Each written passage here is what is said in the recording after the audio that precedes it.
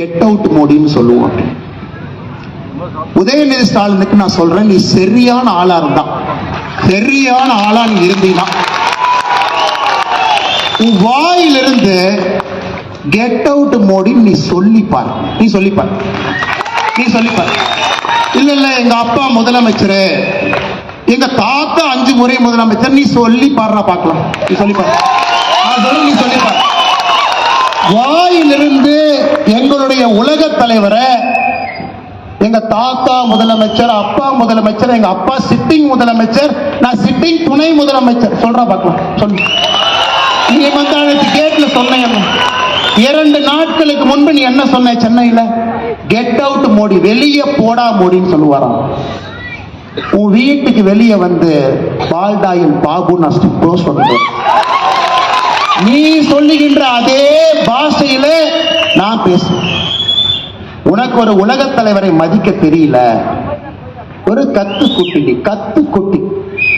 காலையில 11:30 மணிக்கு தான் உன் மேல வெயிலே படும். நீ சூரியனை நேரா பார்த்தது கூட கிடையாது.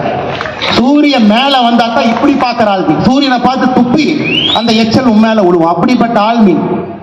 3:30 மணிக்கு பிரம்ம முகூர்த்தத்தில் எந்திரிச்சு யோகா பண்ணிட்டு 5 மணிக்கு ஃபைலை திறந்து இந்த நாட்டை ஆட்சி பண்ற ஆள்கிட்ட 11:30 மணிக்கு எந்திரிச்சு நட்ட நடுவுல மேல சூரியன் இருந்து உழுவுற உனக்கே இவ்வளவு திமிர் இருந்தா, சாதாரண நடுத்தர மக்கள் உழைத்து நாட்டை உருவாக்கக்கூடிய மக்களுக்கு எவ்வளவு திமிர் இருக்கு?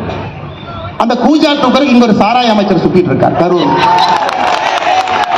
இவனை எந்த அளவுக்கு ஒரு கேவலமான பேர் வழினா, சாராய அமைச்சர்களுடைய சொந்த தம்பி 1 வருஷமாக காவல்துறையால் தேடப்படக்கூடிய குற்றவாளி. இந்த கொடுமை எங்கேயாச்சும் பார்த்திருக்கிறீங்களா? இந்தியாவில எங்கேயாவது இந்த அநியாயத்தை பார்த்திருக்கிறீங்களா? ஒரு சாராய அமைச்சருடைய சொந்த தம்பி எங்கேயும் இல்ல, சென்னையில ஈசிஆர் ரோட்ல தான் இருக்கார். தமிழ்நாடு காவல்துறை வந்தா காலையில புடிச்சிட்டு போய்க்கலாம். பட் எனக்கு ஒரு கொஞ்ச நாளைக்கு வெளியே இருந்தா நல்லதுதாங்க. யாரும் கொஞ்ச நாளைக்கு வெளியே இருக்கட்டும் தான் நானும் பொறுத்துக்கிட்டு இருக்கேன். எலெக்ஷன்லாம் வருது, கொஞ்ச நாளைக்கு வெளியே இருக்கட்டும், அப்ப பாத்துக்கலாம். சொந்த இந்த மாவட்டத்தினுடைய பதவி பிரமாணம் எடுத்து அரசியலமைப்பு சட்டத்தின் மீது சத்தியம் செய்து இந்த நாட்டினுடைய சட்டத்தை எல்லாம் காப்பன்னு சொல்லி இருக்கக்கூடிய சாராய அமைச்சருடைய தம்பி காவல்துறையால் தேடப்படக்கூடிய முக்கிய குற்றவாளியா 1 வருஷம் வெளியே.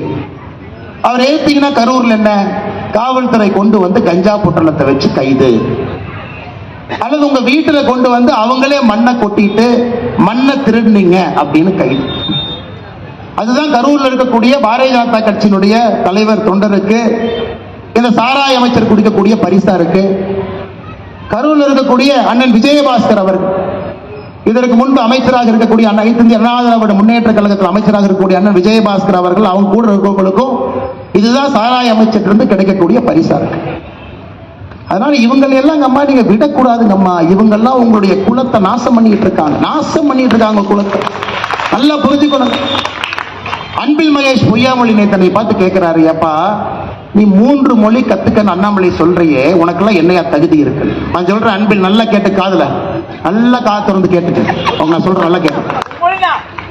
இதே ஊர்ல 20 வயசு வரை நான் கழிப்பறையை பார்த்தது கிடையாது. அது போன்ற ஒரு குடும்பத்தில் வளர்ந்தவன் நான். காலையில ஸ்கூலுக்கு போகும்போது ஆட்டு புழக்கை அள்ளி கொட்டிட்டு மாட்டுச்சாலை தள்ளி வீசிட்டு ஆட்டை கொண்டு போய் தோட்டத்துல ஓட்டிட்டு ஸ்கூல் போகும்போது சைக்கிள் நிறுத்திட்டு பேருந்தில் ஏறி போய் படிச்சவன் நான். அதனால இந்த பந்தா பண்ற வேலை என்கிட்ட வச்சுக்கிறேன். நாங்கள் கேட்பது ஆதாரபூர்வமான கேள்வி. இதெல்லாம் 4:30 மணி 5 மணி 6 மணிக்கு சூரியன் பார்த்து வளர்ந்த உடம்புங்க. உங்களை போல 11 மணி 12 மணிக்கு உச்சித்தலையில சூரியனை பார்த்து எந்திரிச்சவங்க கிடையாதுங்க. நாமெல்லாம் சாதாரண மக்களாக இருந்து இங்கே நின்று உங்களோடு உங்களுடைய சொந்தமாக பேசிக் கொண்டிருக்கின்றேன். எனக்கு வழி தெரியுங்க. கல்வியினுடைய பெருமை எனக்கு தெரியும். கற்றவனுக்கு போராடத்துல என்ன சிறப்பு என்பது எனக்கு தெரியும். மோடி அவர்கள் கை கொடுத்து என்னை மதிக்கிறார்னா என்னுடைய கல்விக்காக, வேற எதுவுமே கிடையாதுங்க. வேற என்னங்க, கல்விக்காக மட்டும்தான், அதற்கு மட்டும்தான், வேற எதுவும் கிடையாது. அதே போலதான் உங்கள் குழந்தையும் இருக்க வேண்டும் என்பதற்காகத்தான் இந்த போராட்டம். வேற ஒரு வெங்காயம் கிடையாதுங்க. அந்த போராட்டம் அதற்காக மட்டும்தான். இவர்களுக்கு என்ன, இவர்களுக்கு பின்னுக்கு இவங்க குழந்தை, அதற்கு பிறகு உதயநிதி, அதன் பிறகு இன்பநிதி, இப்படியே சுத்தணும். நம்ம குழந்தைங்க கை கட்டி போஸ்ட் பண்ணணும். வெக்கமா இல்லையா உங்களுக்கு எல்லாம்? நீ சொன்ன ஒரு ஆளுமே 3 மொழியை படிக்கிறான். மோடியை என்ன சொல்றார்? மும்மொழி கொள்கைங்கிறது என்னங்க ஐயா? படிக்கிறதெல்லாம் தமிழ்ல, ஒரு ஆங்கில மொழி, ஏதாவது ஒரு இந்திய மொழிய மூன்றாவது மொழியா படிங்கன்னு சொல்றார். கன்னடம் பிடிக்குதா கன்னடம் படிங்க, தெலுங்கு பிடிக்குதா தெலுங்கு படிங்க, சமஸ்கிருதம் பிடிக்குதா சமஸ்கிருதம் படிங்க, ஹிந்தி பிடிக்குதா ஹிந்திய படிங்க. ஒரு மொழிய மூன்றாவது மொழிய பிடிச்ச மொழிய படிங்க. இதுல எங்க ஹிந்திய திணிக்கிறார்? எங்கீங்க ஹிந்திய திணிக்கிறார்? மோடி அவர்கள் எங்கே ஹிந்திய திணிக்கிறார்? யாராச்சும் சொல்ற தயவு செஞ்சு எனக்கு சொல்லுங்க. மோடி அவர்கள் எங்கேயும் ஹிந்தி என்கின்ற வார்த்தையை பயன்படுத்தல. இந்த மனுஷன் தமிழ்நாட்டுக்கு வந்தாவே ஆங்கிலத்தில் பேசுறாங்க ஐயா. இந்த மனுஷன் தமிழ்நாட்டுக்கு வந்தாவே ஹிந்தியில பேசுறது இல்ல, ஆங்கிலத்தில் பேசுறார். அந்த ஸ்பீச்சை மொழிபெயர்த்து தமிழ்ல நம்ம மொழிபெயர்க்கிறோம். தமிழ்நாட்டிற்கு வந்து ஹிந்தி பேசாம, இந்தியாவில் இருக்கக்கூடிய ஒரே ஒரு மாநிலத்துல ஹிந்தி பேசாம ஆங்கிலத்துல உங்களிடம் பேசுறாங்க. தட்டு தடுமாறி தமிழ் கத்துக்கிட்டு தமிழும் பேசுறாங்க. இந்த மனுஷன் ஹிந்தியை திணிப்பாராங்க ஐயா? இந்த மனுஷன் ஆங்கிலத்தை விட ஹிந்தியில் அழகா பேசலாமே, உணர்ச்சியா பேசலாமே. இந்த மனிதனும் நம்மளை கூட இங்கிலீஷ் கத்துட்டு பேசுறாருங்க ஐயா. இவருக்கு ஹிந்தி நல்லா வரும், குஜராத்தி, அதன் பிறகு ஹிந்தி கத்துக்கிட்டார். நமக்கு மதிப்பளித்து நம்முடைய உணர்வை புரிந்து கொண்டு தமிழகத்திற்குள்ள காலெடுத்து வைத்தாலே ஆங்கிலத்தில் பேசக்கூடிய மோடி எங்க நிற்கிறாரு? எங்க நிற்கிறார் பாருங்க. அதற்கு நம்ம மேடையில் அவரே சொல்றார் பல இடத்துல, உங்களுடைய அற்புதமான மொழி எனக்கு தெரியாது, மன்னிச்சுக்கங்க, அதனால ஆங்கில மொழியில் உங்கள்கிட்ட பேசுறேன். இந்த மனுஷன் ஹிந்தியை திணிக்கிறாரா? இவரே தமிழ்நாட்டில் ஹிந்தி பேசுறது இல்ல, நம்மளை எதுக்குங்க ஹிந்தி படின்னு சொல்ல போறாரு? இவர் சொல்வது உங்களுடைய குழந்தை நன்றாக இருக்க வேண்டும், நன்றாக வளர வேண்டும், பெரிய ஒரு மனிதனாக வர வேண்டும் என்றால் 3 மொழி தயவு செஞ்சு கத்துக் கொடுங்க. தமிழ் மொழியில படிக்க வைங்க, ஆங்கில மொழியில ஒரு பேப்பர் வச்சுக்கங்க. ஒரே ஒரு மொழி, மலையாளமோ கன்னடமோ தெலுங்கோ ஒரு மொழி, ஒரே ஒரு பேப்பர், ஒரே ஒரு பேப்பரை 6ஆம் கிளாஸ்ல இருந்து கூட படிச்சுட்டு வரட்டும், அவ்வளவுதான் அவர் சொல்றாரு. அதை பொய்ய சொல்லி மேடையை போட்டு நீங்களே இந்தி கூட்டணி என்கின்ற போர்வையில உலகமாக அயோக்கியம்னா ஒரே மேடை, ஒரே மேடை உலகமாக கேட்டா இந்தி கூட்டணி எல்லாம் சொல்றாங்க. ஐயோ இந்திய திணிக்கிறார். எங்கேயா இது? அன்பில் மகேஷ் பொய்யாமொழி அவருடைய சொந்த ஊர்ல திருச்சி பச்சைமலை ராமநாதபுரம் கிராமத்துக்கு போங்க. ஒரு ராமநாதபுரம் ஒரு கிராமம் இருக்குங்க பச்சைமலையில, திருச்சி அவருடைய சொந்த மாவட்டம். 2 ஆண்டுகளாக அந்த ஊர்ல அரசு பள்ளி இடிச்சு மக்கள் அங்க இருக்கக்கூடிய அரசு மரத்துக்கு கீழே போர்டு வச்சு படிச்சுட்டு இருக்கிறாங்க. மாநிலத்தினுடைய கல்வித்துறையினுடைய அமைச்சருடைய சொந்த ஊர்ல மக்கள் அரசு மரத்துக்கு கீழே பிளாக் போர்டு வச்சு படிக்கிறாங்க. காரணம், 2 ஆண்டுகளுக்கு முன்பு இடிக்கப்பட்ட பள்ளி இன்னும் கட்டலிங்க. இவரு மக அன்பில் மகேஷ் பொய்யாமொழியினுடைய மக பிரெஞ்சு படிப்பாராமா. பிரெஞ்சு படிக்கிறாருங்க ஐயா, பிரெஞ்சு படிக்கிறார். அவர் ஹிந்தி கூட படிக்கல, அவர் வேற எந்த மொழியும் படிக்கலீங்க, ஆங்கிலம் நேரா பிரெஞ்சு. ஆனா பள்ளி கல்வித்துறை அமைச்சருக்கு அரசு பள்ளியிலே படிக்கக்கூடிய நம்முடைய மாணவர்கள் 2 மொழி மட்டும்தான் படிக்கணுமா, 3வது மொழி படிக்கக்கூடாது. நல்லா புரிஞ்சுக்கணும், தாய்மார்கள் நல்லா புரிஞ்சுக்கணும். நீங்க தான் மாற்றத்தை கொடுக்க போறீங்க. தமிழகத்தில் தனியார் பள்ளியிலே படிக்கக்கூடிய மாணவ செல்வங்கள் 56 லட்சம், அரசு பள்ளியிலே படிக்கக்கூடிய மாணவர்கள் 52 லட்சம். நீங்களே சொல்லுங்க, தனியார் பள்ளி அதிகமா அரசு பள்ளி அதிகமா? தனியார் பள்ளி 56 லட்சம், அரசு பள்ளி 52 லட்சம். சிபிஎஸ்இ ஸ்கூல், ஐபி என்னென்னமோ இருக்குதுங்க ஐயா, அது பேர் எனக்கு வாயிலே வரமாட்டேது. அதுல 3 மொழி படிக்கக்கூடிய குழந்தைகள் 30 லட்சம் இருக்காங்க. 30 லட்சம் பேர் 3 மொழி படிக்கிறாங்க. ஆனா அந்த 52 லட்சம் பேர் அரசு பள்ளியில படிக்கிறவங்க மட்டும் 2 மொழியா. திமுக காரனுக்கு மனைவி, இணைவி, துணைவி 3 பேர். 3 பேர் நான் சொல்லிட்டே வர, நல்லா கேளுங்க. 3 பேர். திமுக கார நடத்தக்கூடிய பள்ளியில 3 மொழி, திமுக கார நடத்தக்கூடிய பள்ளியில 3 மொழி, மனைவி, இணைவி, துணைவி 3 பேர். ஆனா நடுத்தர மக்கள் நமக்கு மட்டும் 2ஆமா. 2 மொழி மட்டும்தான் நீ படிக்கணும். படம் பார்க்கணும்னா கூட உதயநிதி ஸ்டாலின் முடிவு பண்றாரு எந்த படத்தை எடுப்பாரு, எந்த படம் வெளியே வரும், அந்த படத்தை மட்டும்தான் நீங்க பார்க்க முடியும். புதுசா எந்த படத்தெல்லாம் பார்க்க முடியாதுங்க ஐயா. வேற எந்த படத்தை எடுத்தாலும் டிஸ்ட்ரிபியூஷன் ரைட்ஸ் லாக் பண்ணிட்டு போயிட்டே இருப்பாங்க. இன்னைக்கு டாஸ்மார்க்ல அண்ணன் சொன்னாரு, அண்ணன் கூலிங்கா பீரே இல்லை. நான் சொன்னேன் கூலிங் பீரை விடுங்கண்ணா, நீங்க நினைக்கிற ஐட்டம் அங்க இருக்காங்க. அது கூட திமுக காரன் என்ன தயாரிக்கிறானா அதான் டாஸ்மாக்ல இருக்கு. அங்கேயும் கூட உங்களுக்கு சாய்ஸ் எல்லாம் கிடையாது. அவன் என்ன விற்கிறானா அதான் வாங்கிட்டு வரோம். திமுக ஆலையில என்ன உற்பத்தி பண்றாங்களோ அதான் இருக்கும். திமுக காரனுடைய கபட நாடகத்தை நல்லா புரிஞ்சுக்கணுங்க. அவனுக்கு ஒரு நியாயம், ஊருக்கு ஒரு நியாயம், அவன் குழந்தைக்கு ஒரு நியாயம், சாதாரண அரசு பள்ளியிலே படிக்கக்கூடிய பெற்றோருக்கு ஒரு நியாயம். நம்ம குழந்தைகள் 2 மொழி, அவர்களுக்கு 3 மொழியே. அவங்க மேல மேல மேல போகணும், நம்ம குழந்தைங்க போஸ்ட் அடிச்சு ஒட்டிக்கிட்டே இருக்கணும். இந்த நியாயத்தை எப்படி நாம் ஏற்றுக்கொள்ள முடியும்? நீங்களே சொல்லுங்க. ஹிந்தி எங்கேயும் திணிக்கப்படவில்லை. ஒரு மொழியை படிங்கன்னு பிரதமர் சொல்றாங்க, இந்தியா முழுவதும் படிக்கிறாங்க. தமிழகத்தினுடைய பள்ளி கல்வித்துறை பாருங்க, கடந்த 4 ஆண்டுகள்ல பட்ஜெட்டை மட்டும் பாருங்க. 4 ஆண்டுகள்ல பள்ளி கல்வித்துறைக்கு இருக்கக்கூடிய பட்ஜெட் 4 ஆண்டுகள் எவ்வளவு வந்திருக்கு? 2021-22 32,599 கோடி தமிழக அரசினுடைய கல்வி பட்ஜெட். 2022-23 36,895 கோடி. 23-24 40,299 கோடி. 24-25 44,000 கோடி. அப்படின்னா கடந்த 4 ஆண்டுகளை மட்டும் பெரியவர்களே தாய்மார்களே பள்ளி கல்வித்துறைக்கு ஒதுக்கப்பட்ட பட்ஜெட் 4 வருஷத்துல மட்டும் 1,53,000 கோடி ரூபாய். இந்த 2,100 கோடியை தூக்கிட்டு வந்திருக்காங்க. 1,53,000 கோடி ரூபாய் பள்ளி கல்வித்துறையினுடைய பட்ஜெட். நாம கேட்கிறோம், எதுக்கு அரசு பள்ளியில டாய்லெட் இல்ல?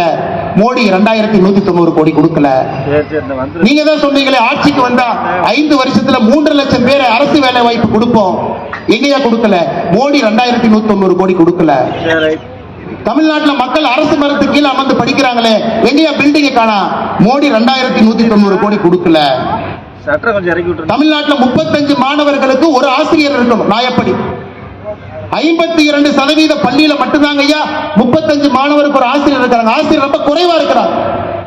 ஆசிரியர் ரெக்ரூட்டே பண்றது இல்லை. எங்கன்னு கேட்டா மோடி அவர்கள் 2,190 கோடி கொடுக்கல. ஏயா 1,53,000 கோடி ரூபாய் பட்ஜெட்டை வச்சுக்கிட்டு பிஎம் ஸ்ரீ பள்ளிக்கூடத்தை கொண்டு வா என்று மத்திய அரசு சொன்னா அதை அப்படியே மடை மாற்றி திருப்பி நாங்க ஒத்துக்க மாட்டோம் என்று சொல்றீங்க.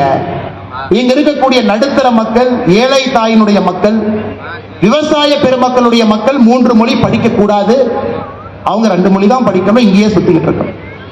நேற்று அண்ணன் இந்த 2G புகழ் ஆர் ராஜா சொல்றாரு, இந்த ஹிந்திக்காரனே ஹிந்தி படிச்சுட்டு தமிழ்நாட்டில் வந்து குப்பை கொட்டிட்டு இருக்காங்க. ஐயா உழைச்சுதாங்க ஐயா சாப்பிட்றான். ஹிந்திக்காரன் உழைச்சுதானங்க ஐயா சாப்பிட்றான். ரோட்ல பிச்சையார் எடுக்கிறாங்களாங்க ஐயா. யாராவது ஹிந்திக்காரன் இங்க வந்து நம்ம கிட்ட வேலை செய்யறாங்கன்னா உழைச்சு வேலை பார்த்து அவன் இங்க இந்த ஊர்ல வாழ்றான். நம்ம ஊரை எப்பவும் தப்பாக எந்த இந்திக்காரனும் பேசுறதே கிடையாது. யாராவது ஒரு இந்திக்காரன் வட இந்தியாவில இருந்து தமிழ்நாட்டை பத்தி தப்பா நீங்க பேசி பார்த்திருக்கீங்களா? ஆனா இவனுக்கு அரசியலே நம்மை பற்றி தப்பா பேசாதவங்களை இவங்க இங்கிருந்து பான்பராக் வாய, ஹிந்தி தெரிஞ்சா டாய்லெட் மட்டும்தான் கட்டலாம், இதெல்லாம் இங்கிருந்து இவங்க பேசுறாங்க. யாராவது ஹிந்தி தெரியக்கூடிய நாட்டுல யாராவது ஒருவர் நம்முடைய தாய் திரு தமிழ்நாட்டை பத்தி தப்பா பேசி நம்ம பார்த்திருக்கோமா? தாய்மார்களுக்கு இன்னொரு விஷயத்தையும் இந்த மேடையில இருந்து நான் சொல்றேங்கம்மா. இன்னைக்கு பாரதிய ஜனதா கட்சி உங்களோடு இருக்கின்றோம். அஸ்ஸாம்ல 37 லட்சம் பேர் பிஜேபி ஆட்சிங்கம்மா. அஸ்ஸாம்ல 37 லட்சம் பேருக்கு மகளிர் உரிமை தொகை அஸ்ஸாம்ல எவ்வளவு கொடுக்கிறோம் அதெல்லாம் ஒண்ணுன்னா பார்த்துட்டு வரலாம். அஸ்ஸாம்ல பாரதிய ஜனதா கட்சியினுடைய ஆட்சி ஒரு தாய்க்கு 830 ரூபாய் கொடுக்கிறோம் அஸ்ஸாம். மத்திய பிரதேசல 1,30 லட்சம் பேருக்கு 1,250 ரூபாய் மாசம் கொடுக்கிறோம். மகளிர் உரிமை தொகை பாரதிய ஜனதா கட்சி ஆளுகின்ற மத்திய பிரதேச மாநிலத்தில் 1,250. சத்தீஸ்கர்ல 80 லட்சம் மகளிருக்கு 1000 ரூபாய் கொடுக்கணும். சத்தீஸ்கர்லங்கம்மா 80 லட்சம் மகளிருக்கு 1000. மகாராஷ்டிராவில் பாரதிய ஜனதா கட்சி ஆட்சியில் இருக்கக்கூடிய மாநிலத்தில் 1,80 லட்சம் தாய்மார்களுக்கு 2,100 ரூபாய் கொடுக்கிறோம். நாளை காலை 11 மணிக்கு டெல்லியிலே பாரதிய ஜனதா கட்சியினுடைய ஆட்சி பொறுப்பேற்க இருக்கின்றார். முதல் கையெழுத்து டெல்லியில் இருக்கக்கூடிய தாய்மார்களுக்கு மாதம் 2,500. தமிழ்நாட்டில் நம்முடைய தலைவர்கள் சொல்றாங்க, என்னென்ன டெல்லியில் 2,500, அதை தாண்டி தானே நாம கொடுக்கணும். நம்முடைய தாய்மார்களுக்கு நாம செய்யலைன்னா யாருமே செய்வாங்க? இவன் உரிமை தொகைன்னு சொல்றான். நம்ம உரிமை தொகை இல்லைங்க, நம்ம கொடுப்பது, நாம் கொடுப்பது காணிக்கை. தாய்மார்களுடைய உழைப்பிற்கு பாரதிய ஜனதா கட்சி 2026 தேசிய ஜனநாயக கூட்டணியில நீங்கள் ஆட்சியிலே அமர வைக்கும் பொழுது 2500 தாண்டி பாரதிய ஜனதா கட்சி. நான் சொல்றீங்க, இந்த பெரியவர் சொல்றார் மோடி கேரண்டி. மோடி அவர்கள் சொன்னால் செய்வார். அஸ்ஸாம்ல, மத்திய பிரதேஷ்ல, டெல்லியில, மகாராஷ்டிரால, சத்தீஸ்கர்ல பாரதிய ஜனதா கட்சியினுடைய ஆட்சி இருக்குது ஐயா. எல்லா இடத்திலும் தாய்மார்களோடு மோடி ஐயா நின்று கொண்டிருக்கின்றார்கள். 2026 தமிழகத்தில் தேர்தல் வரும் பொழுது நம்முடைய தேர்தல் அறிக்கையை தாய்மார்கள் நீங்க பார்க்கத்தான் போறீங்க. இவனுக்கு 1000 ரூபாய் தூக்கிட்டு வருவாங்க, நீங்க பார்க்கத்தான் போறீங்க. காரணம், உழைக்கும் வர்க்கத்தை முன்னேற்ற வேண்டும் என்று பாரதிய ஜனதா கட்சி நினைக்கிறோம். நீங்க கிடைக்கல அண்ணே, 2500 ரூபாய் கொடுத்தா எவ்வளவுனே ஆகும்? நான் கணக்கு சொல்றேங்கம்மா. அண்ணே 1000 ரூபாய் கொடுக்காம உனக்கு பணம் இல்லைங்கிறானுங்க, தட்டு தடுமாறுறானுங்க. உங்க பாட்டுக்கு நீங்க மைக் எடுத்து 2500 தாண்டி கொடுப்போம் சொல்றீங்களேன்னா, அப்ப மத்த பணம் எல்லாம் சரியா வருமா? ஸ்கூலுக்கு பணம் கொடுக்கணும், ரோடு போடுறதுக்கு பணம் கொடுக்கணும், ஹாஸ்பிட்டல் நடத்துறதுக்கு பணம் கொடுக்கணும், வளர்ச்சி குறையாம இருக்கணும். எப்படிங்கன்னா கொடுக்கு அம்மா 3 லட்சம் கோடி ரூபாய் பட்ஜெட் போடுறாங்க. தமிழக அரசினுடைய வருடாந்திர பட்ஜெட் 3 லட்சம் கோடி. 30% கமிஷன் அடிச்சா 90,000 கோடி அம்மா. இதெல்லாம் கமிஷன் அடிக்க தெரியாத கூட்டம். இந்த பிஜேபியில உங்களுக்கு கமிஷன் என்னன்னே தெரியாது. இவன் கமிஷன் வாங்க போனாங்கன்னா இவன் கமிஷன்காரனுக்கு 10 ரூபா கொடுத்துட்டு வர்ற கூட்டம் தான் இங்கெல்லாம் பிஜேபியில் இருக்கிறாங்க. நேர்மை நாணயம் என்று சொல்லக்கூடிய கூட்டம் தான் இன்னைக்கு பாரதிய ஜனதா கட்சி.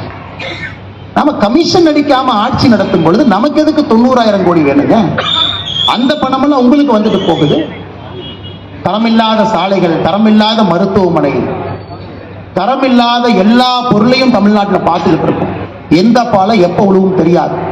அதனால் நாங்கள் தெள்ள தெளிவாக இருக்கின்றோம். எங்களால் இங்க இருக்கக்கூடிய தாய்மார்களுக்கு காணிக்கையாக உங்களோடு நாங்கள் நிற்போம், உங்களை உயர்த்துவோம். காரணம், உங்களிடம் சேமிப்பு இருந்துச்சுன்னா, ஒரு தாய்மார் கையில சேமிப்பு இருந்ததுன்னா அது நாட்டிற்கு நீங்க திரும்ப அந்த பணத்தை கொடுக்க போறீங்க.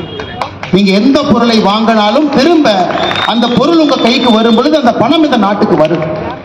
தாய்மார் எப்பொழுதும் சரியா யோசிச்சுதான் செலவு பண்ணுவாங்கிற நம்பிக்கை பாரத பிரதமர் நரேந்திர மோடி ஐயா கையில் இருக்குதுங்க.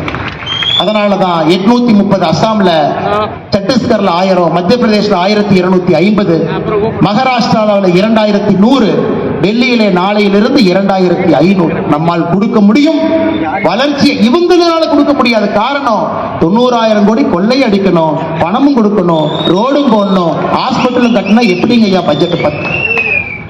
அன்பு சொந்தங்களே, இங்க இருக்கக்கூடிய அன்பு தாய்மார்களே, நாங்கள் உங்களோடு நிற்போம். திமுக காரன் பிஜேபி என்ன எக்ஸ்ட்ரா கொண்டு வருதுன்னு பாருங்க. எல்லா நிதியோடு, எல்லா திட்டத்தோடு உங்களுக்கு நேர்மை என்கின்ற வார்த்தையை உங்க வீட்டுக்கு நாங்கள் கொண்டு வரோம். நியாயம் என்கின்ற வார்த்தையை உங்க வீட்டுக்கு கொண்டு வரோம். இவங்க மாதிரி இல்லைங்க. ஒரு நாள் பேப்பரை திறந்து படிச்சீங்கன்னா, தாய்மார்கள் மீது நடந்த பாலியல் வன்கொடுமை இன்னைக்கு நடக்கிறது நேத்தை விட கொடூரமா இருக்கு, நாளைக்கு நடக்க போறது இன்னைக்கு விட கொடூரமா இருக்கு. அதையெல்லாம் ஒழிக்க வேண்டும் என்றால் கட்டுக்கோப்பான காவல்துறைக்கு மறுபடியும் அதிகாரத்தை கொடுத்து வீதியில் அவங்களை இறக்கி விடணும். அதே காவல்துறை நல்ல காவல்துறைங்க. திமுக வந்த பிறகு கையை கட்டி போட்டிருக்கின்றார். அந்த காவல்துறைக்கு அதிகாரத்தை திரும்ப கொடுக்கும் பொழுது ஒரு தாய்மாருக்கும் சகோதரிக்கும் ஒரு பிஞ்சு குழந்தைங்க. நம்ம தாய்மார் சகோதரியை தாண்டி பிஞ்சு குழந்தைக்கு தமிழகத்திலே பாதுகாப்பு இல்லைன்னு நான் வந்துட்டேங்க. பிஞ்சு குழந்தை, அந்த குழந்தை எதுவுமே தெரியாது. பிஞ்சு குழந்தை 8 வயசு பொண்ணுக்கு என்னங்கய்யா தெரியும்? இல்ல 18 வயசு பொண்ணுக்கே பெருசா தெரியாது. பிஞ்சு குழந்தையின் மீது கையவர்கள் என்று கை வைத்துக் கொண்டிருக்கின்றார்கள். அந்த அவலத்தை தமிழ்நாட்டில் நாம் பார்த்துக்கிட்டு இருக்கிறோம். எதுவும் செய்ய முடியாம குற்ற உணர்ச்சியில் என்று கொண்டிருக்கின்றோம். அதையெல்லாம் பாரதிய ஜனதா கட்சி சரி செஞ்சு கொடுக்குங்கம்மா, நீங்க நம்பணும்.